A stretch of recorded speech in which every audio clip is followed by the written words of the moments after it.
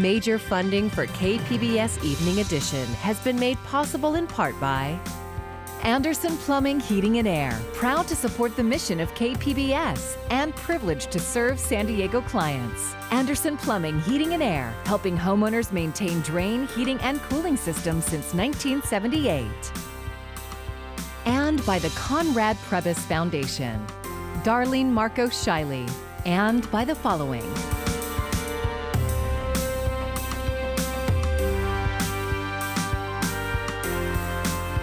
And by viewers like you.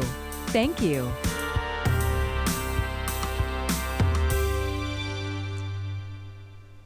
Good evening. It's Monday, September 14th. Thanks for joining us. I'm Amita Sharma.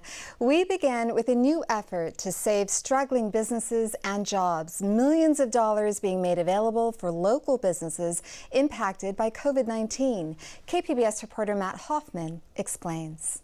We have little sanitizer stations here. You've got Grace here. Her parents immigrated here to this country from Korea. They live the American dream. They opened a restaurant. And they're struggling right now, and it's not their fault. It's not anyone's fault. Tomorrow, county supervisors are voting whether to allocate federal CARES Act dollars for businesses financially impacted by the pandemic. Being in small business is hard, absent a global pandemic, and what we're going through with the public health orders and restrictions, it's even harder. Countywide, at least 4,400 businesses and nonprofits applied for these stimulus grants, requesting more than $650 million in aid. But the county only has $20 million to give out. Allocations are being handled by individual supervisor districts, and most are proposing grants of around $5,000. $5,000 to a family-run place, hearing directly from Grace really makes a difference and makes an impact. So we want to help as many people as we can. Each supervisor has just over $4 million to give out. Right now, Fletcher is proposing grants for around 500 businesses and has money left over to help more. Supervisor Diane Jacob is proposing using the $4 million for around 250 businesses, but many of her individual allocations are much higher, like $15,000, $20,000, or even $25,000. Supervisor Jim Desmond is also looking to use the entire sum to help nearly 800 businesses. Both he and Supervisor Greg Cox want to give the highest amounts to nonprofits like chambers of commerce, business associations, and boys and girls clubs. We had a real focus and priority in our allocation to find those small businesses, a little bit smaller, lower revenue numbers, the types of folks that don't have lobbyists, they didn't get any federal PPP money, they're often kind of unseen or forgotten. Businesses and nonprofits can use the money for expenses like rent, payroll, and buying personal protective equipment. Supervisor Kristen Gaspar plans to bring her funding proposals to the board at the end of this month. Some applications for relief are open through October. For more information, go to kpbs.org. Matt Hoffman, KPBS News. Tomorrow, the state will evaluate whether San Diego County will move up to a more restrictive tier. The county is currently at Tier 2, also known as the red tier. Today, no additional deaths and 208 new COVID-19 cases were reported. Of those, 21 were connected to San Diego State University. As KPBS reporter Jacob Baer shows us, a new coronavirus testing site opened today. The new COVID-19 testing program began this morning at the Mexican consulate in Little Italy. Walk-up appointments started today and will be available Mondays from 8 a.m. to 3:30 p.m. at the location. It's important to get tested. These are free tests, confidential. We don't ask citizenship questions. We don't ask national origin questions. This is for everybody in the community to come get free testing. Two other confirmed sites include San Luis Rey Mission in Oceanside and St. Anthony of Padua Church in National City. This site specifically and all the other walk-up sites, they're no appointment sites. So you don't need to go online and make an appointment. You just show up at the site and you come in and get tested. The new initiative to reach out to San Diego's Latino community is being led by San Diego County's T3 testing team. The 3 T's stand for testing, tracing, and treatment. The county is partnering with the Catholic Diocese of San Diego and the Chicano Federation to reach out to the Latino community. Oh, it was very easy, just I registered my ID and everything, and I went there to do my nose and everything. It was very quick. I like it, very fast. The new COVID-19 testing sites across San Diego County will have different locations assigned to each day of the week. Dates, times, and additional locations of the other testing sites will be announced in the coming days. Jacob Baer, KPBS News. Firefighters are getting closer to full containment of the valley fires south of Alpine. CAL FIRE says as of now, it is 87% contained. The fire has burned 17,665 acres since it was sparked September 5th. 30 homes and 31 structures have been destroyed and 11 others damaged. The county is sending out damage assessment teams. They're encouraging those who have lost their homes or other property to call the number on your screen. 858-715-2200. If you'd like to help, the San Diego Foundation created a disaster relief fund you can find at sdcountyrecovery.com. President Trump visited Northern California today as the death toll rises in the devastating fires on the West Coast. At least 33 people have been killed and thousands have been forced from their homes. Searches are ongoing for dozens of people missing in California, Oregon, and Washington. President Trump has blamed poor forest management for the deadly fires. Governor Gavin Newsom accepted that his state could do a better job at forest management, but added that California controls just 3% of land in the state. 57% is federal forest land and under the president's management. The governor also pointed to the record high temperatures and drought. Where we submit the science in and observed evidence is self-evident that climate change is real and that is exacerbating this. And so I think there's an area of at least commonality on vegetation, forest management, but please respect, and I know you do, the difference of opinion out here as it relates to this fundamental issue on the issue of climate change. Absolutely. Appreciate that. The Secretary of the California Natural Resources Agency urged President Trump to recognize the changing climate and its effects. Because if we ignore that science and sort of put our head in the sand and think it's all about vegetation management, we're not going to succeed together protecting Californians. Okay. It'll start getting cooler. You just watch. I wish science agreed with you.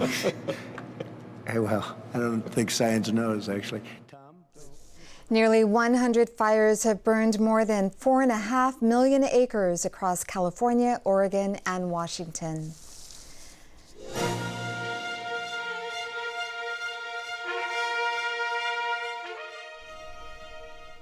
The campaign to allow taller buildings in the Midway District picked up a big supporter today. KPBS Metro reporter Andrew Bowman says Mayor Kevin Faulconer has endorsed Measure E. New buildings in the Midway District are restricted by San Diego's 30-foot height limit, approved by voters in 1972. But supporters of Measure E say Midway has no coastal views to protect.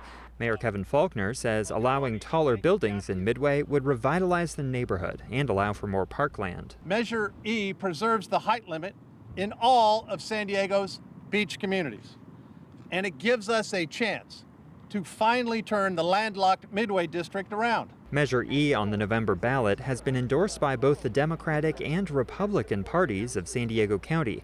Kathy Kenton, chair of the Midway Community Planning Group, blames the height limit for the blight and lack of investment in the neighborhood. This campaign did not originate with big developers or corporate interests. It originated years ago in this neighborhood, and we are proud to move it forward. Measure E is a movement by the community for the community. Opponents have argued the measure is a slippery slope that could lead to raising the height limit in other neighborhoods. Andrew Bowen, KPBS News. Back in February, KPBS found that a new political party in California was signing up voters without their knowledge or consent.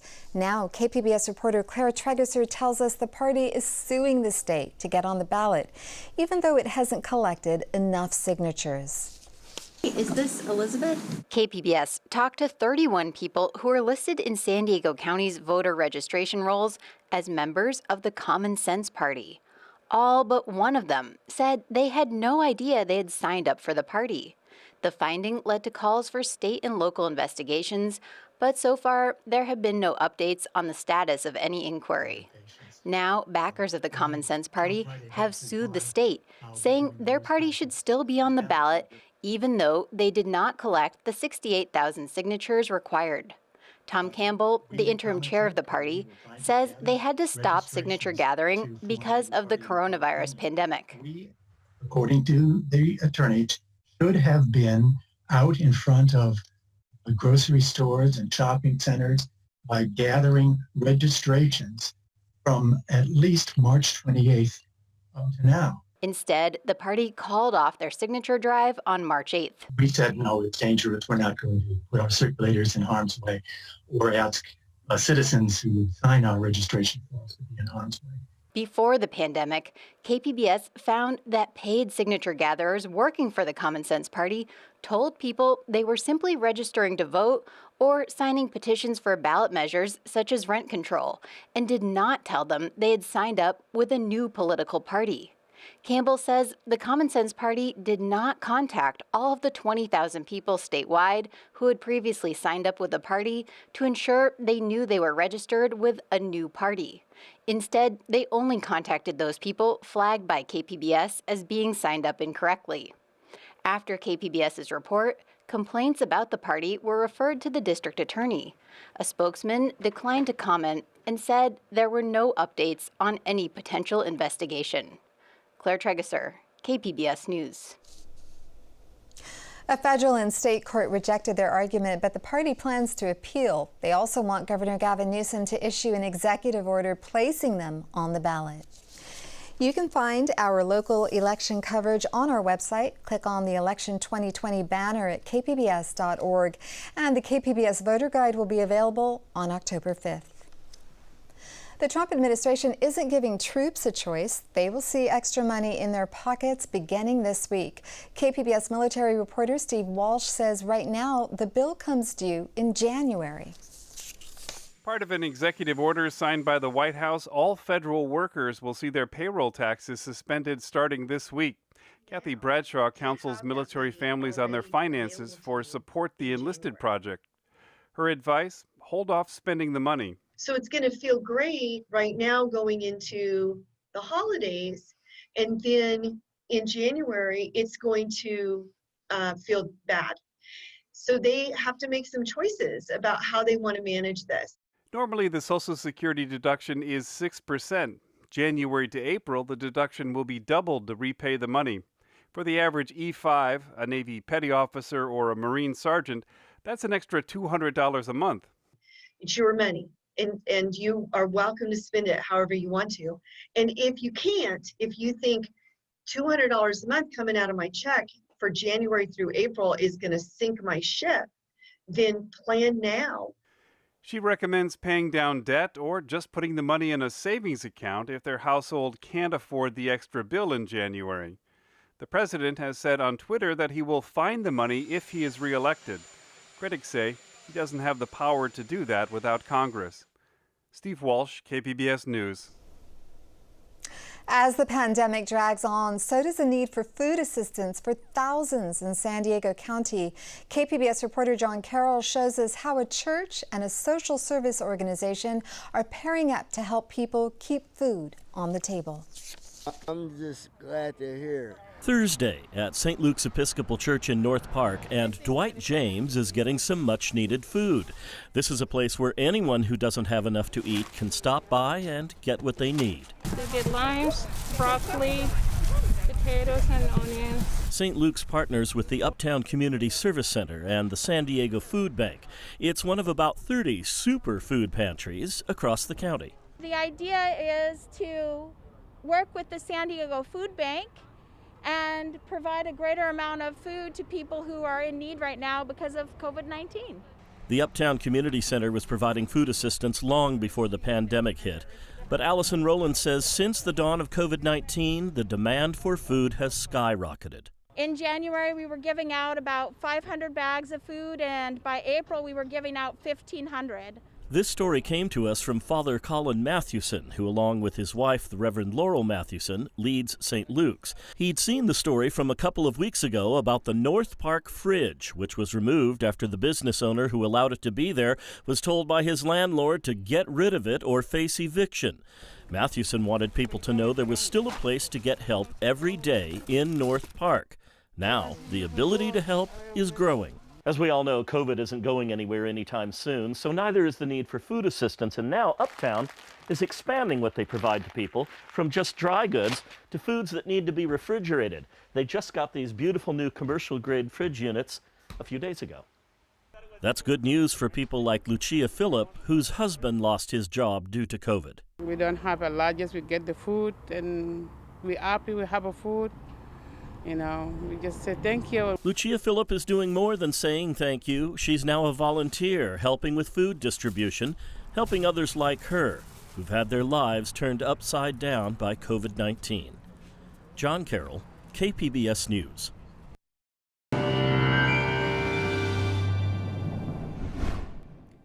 We're still hot, we're still dry out there, but we have a more optimistic update on the largest fire in San Diego County here in just a moment. But air quality still is a big concern, and the smoky skies and the haze in the atmosphere is still an issue for those especially with respiratory illnesses. The moisture that is benefiting the Pacific Northwest early into the middle part of this week and even especially later this week is going to stay hundreds of miles to our north. We're just too far south to benefit from that, and we will get warmer through the middle of the week. So here's the good news. The Valley Fire, which has burned over 17,000 acres, has really not grown over the past 3, 4, almost 5 days now. It started back on September 5th. We saw containment back on Friday of 39%. Now 87% of that perimeter is fully controlled and contained. That's good news. So excellent progress by the fire crews. Any evacuations or road closures have been lifted as of really back a couple days ago.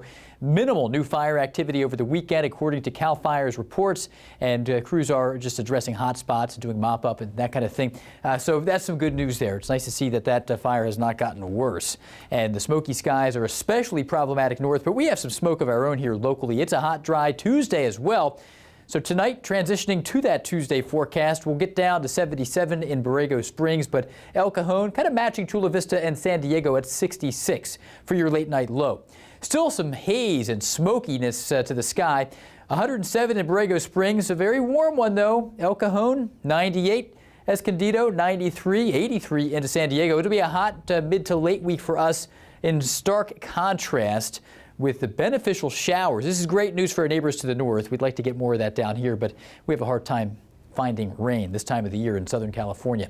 So in the coastal forecast, we're going to be back into the low to mid 80s next few days, back down to 80 by Saturday. Inland areas, well, it's a warm time here. Back into the mid 90s for the next few days. Hazy sunshine, smoke in the atmosphere backing off into Saturday.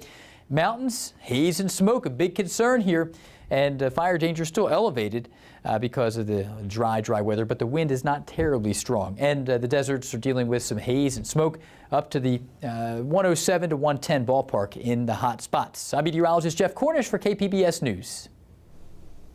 The Gulf Coast is bracing for Hurricane Sally. The storm is now forecast to hit late tonight into Tuesday as a Category 2 hurricane. Flash flooding is expected to be a major threat. Some areas could potentially see as much as 2 feet of rain. Residents are preparing as a preliminary state of emergency has already been declared in Louisiana, Mississippi, and Alabama. Monitor the weather, but be prepared for the worst case scenario, because with this storm slowing from 12 to 8 miles an hour, it could get worse before it gets better. That slow movement could mean the hurricane-force winds and storm surge may last into Wednesday. Sally comes less than 3 weeks after Hurricane Laura caused widespread damage in Louisiana. As KPBS reporter Tanya Thorne shows us, dozens of pets from the region are now looking for homes here in San Diego. With open arms, San Diego welcomed close to 100 animals from Louisiana that arrived this morning at Gillespie Field in El Cajon. We are really happy about getting these animals in for the medical care, behavior support that they'll need, and then getting them into homes in San Diego. Volunteers, veterinarians, and staff from 3 local shelters anxiously waited for the plane to touch down to get the dogs and cats processed. Weitzman says the arrival of the Wings of Rescue mission couldn't have come at a better time as San Diegans are looking for pets to adopt. We can hardly keep up with the demand for animals right now, which is an amazing problem to have. Rancho Coastal Humane Society, one of the shelters where the animals are going, says they plan on treating some of them them for heartworm. They are also the only shelter who will be taking in cats and kittens. All of the animals that arrived from Louisiana were already up for adoption in shelters, but they had to be relocated to make room for all of the pets directly displaced by Hurricane Laura. This Wings of Rescue mission is the first animal rescue operation to be done since the beginning of the pandemic in March. If you're interested in adopting one of these animals, you can visit the San Diego Humane Society website in the next couple of days. Tanya Thorne, KPBS News. San Diego Zoo Global is shifting the focus of its conservation efforts. KPBS environment reporter Eric Anderson says the multi-million-dollar organization plans a more holistic approach to helping threatened species. The San Diego Zoo Safari Park's herd of 9 African elephants were already seeking out shade early on a recent morning. We've got Zuli lying down in a big, soft pile of dirt. Senior keeper Mindy Albright smiles as the youngest member of the herd tries to relax. He's had his morning breakfast, he just had some milk from his mom, and now it's nap time, just like we would like to do right about now. 2-year-old Micaiah lumbers over and sits on the smaller elephant Zuli. The herd clusters around the youngsters in a small spot of shade. They're touching each other, their trunks are inspecting the ground. They're very sensitive with their skin, even though it's thick, and their feet. So they're feeling where they're putting their body so that they don't step on Zuli. The elephants eventually leave this area and move to an adjacent compound. There, visitors can get a peek at these giant mammals as the pachyderms focus on finding and devouring the treats keepers left for them. While the morning snack means these elephants are taking care of themselves here at the safari park, they're also taking care of elephants around the world.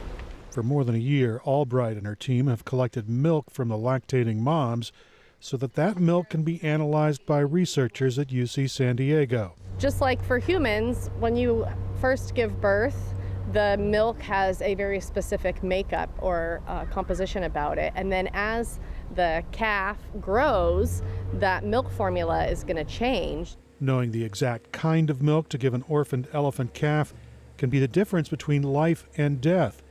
And the Reteti Elephant Sanctuary in Kenya depends on the information, as workers there mix formulas for orphaned calves. They get a sick or injured animal. Sometimes they don't know exactly how old it is because it could be malnourished, weak, maybe not demonstrating some of the developmental milestones that would give you an indication of age. It's really critical that they know around what age that calf is so that they can determine what the milk formula is that they're making. Albright says elephant numbers are dwindling in the wild and research in San Diego could help. Nadine Lamberski is the zoo's new chief conservation officer. Coexisting with wildlife helps the wildlife, and it also helps the community. She says the research on elephant milk in San Diego will have a tangible impact at Reteti. This is the first community-run elephant sanctuary in all of Africa. This is a facility that is completely staffed by the folks that live in the community, and they have lived amongst elephants their entire lives. That relationship hasn't always been a positive one. Lamberski says conservation allows the community to embrace the wildlife in their region instead of fighting against it. Cultivating that conservation ethos will in turn help create economic opportunities around the reserve and in the nearby community. Really trying to connect that work, the saving species, to increasing biodiversity, which will really help our planet as a whole down the road. The zoo's pivot is not an about-face. Research to protect endangered species will continue, but zoo president and CEO Paul Barabalt says when the organization moves forward, the focus will be more holistic. Our goal is to take the care that we practice every day, protecting and maintaining wildlife, and bring that to the field to make sure that we're helping communities care for wildlife out in the wild. Barabalt doesn't expect an easy transition, and he says there are unknowns as the organization decides where to put its resources. How should we work with partners? How do we collaborate with communities on the ground, other NGOs? And it's such an incredible comprehensive approach that I looked at and said, that's how we need to show up around the world, across all of our work, including here in San Diego in our own backyard. Barabalt wants the overall approach to the zoo's conservation initiatives to consider more than just the threatened species.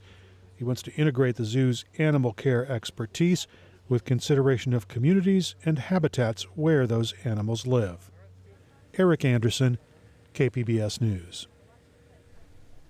Here's a recap of our top stories. Tomorrow, San Diego County supervisors will vote to allocate federal CARES Act dollars to local businesses. Some 4,400 businesses and nonprofits have applied for $20 million in aid. Most will get grants of around $5,000. Each supervisor will decide how to dole out the funds for their district. A new walk-up COVID-19 testing site opened in Little Italy today. Free tests will be offered every Monday from 8 a.m. to 3 p.m. at the Mexican consulate. 2 other no-appointment sites will soon be offered at San Luis Rey Mission in Oceanside and St. Anthony of Padua Church in National City. And Mayor Kevin Faulconer endorsed Measure E today. It would allow buildings taller than 30 feet in the Midway District. Supporters say Midway has no coastal views to protect, and taller buildings would revitalize the neighborhood. Opponents have argued the measure is a slippery slope that could lead to raising the height limit in other areas. You can find tonight's stories on our website, kpbs.org/evening edition. Thank you for joining us and have a great evening.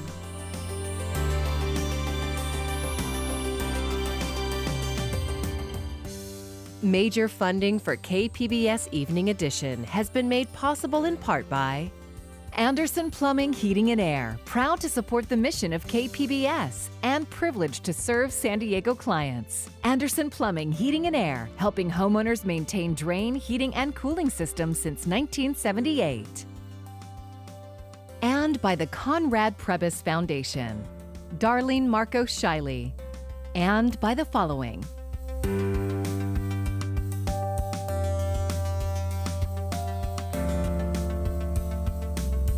And by viewers like you. Thank you.